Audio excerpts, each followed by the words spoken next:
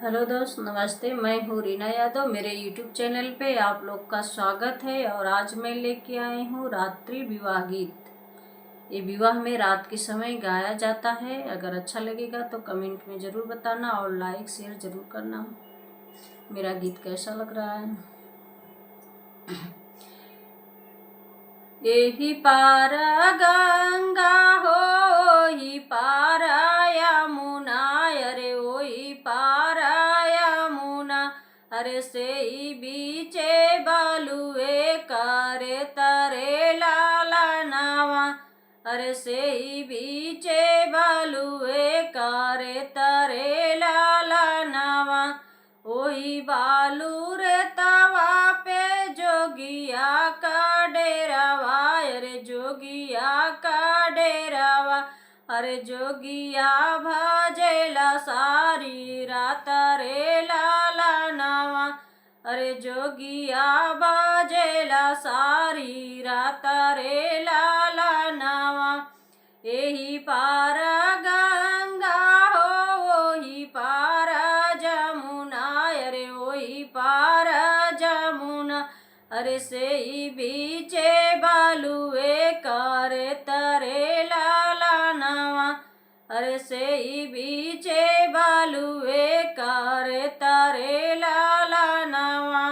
वही बालू रे तवा पे जोगिया का डेरावा, अरे जोगिया का डेरावा, अरे जोगिया भजेला सारी रात रे लाला नावा, अरे जोगिया भजेला सारी रात रे लाला नावा।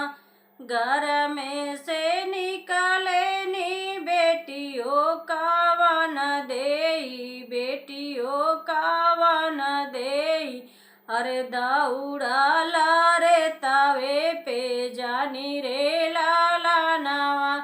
घर में से निकले नी बेटियों का वन देई, बेटियों का वन देई, अरे दौड़ा रे तवे पे जानी रे लाला नावा, अरे दौड़ा रे तवे पे जानी रे लाला नावा।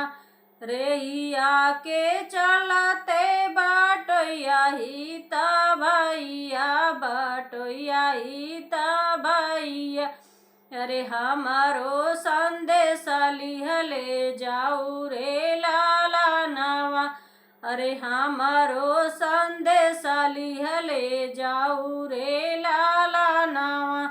हमारा संदेशवा हो पापा आगे कैया, अरे पापा आगे कैया, अरे राउर बेटी जोगिया संगे जाई रे लाला नावा।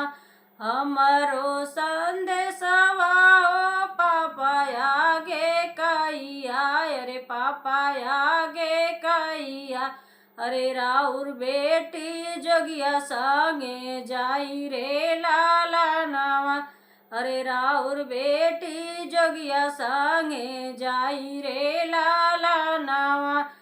एतनी बचन जब सुने न कावन पापा, अरे सुने न कावन पापा, अरे बैठे दुअरवा मोरू जाई रे लाला नावा, अरे बैठे दुअरवा मोरू जाई रे लाला नावा। जोगिया फकीरिया के बेटी नाही देबो, अरे बेटी नाही देबो, अरे बालू बेटी रही है कुंवार रे लाला नावा। जोगिया फकीरिया के बेटी नाही देबो, अरे बेटी नाही देबो, अरे बालू बेटी रही है कुंवार रे लाला नावा।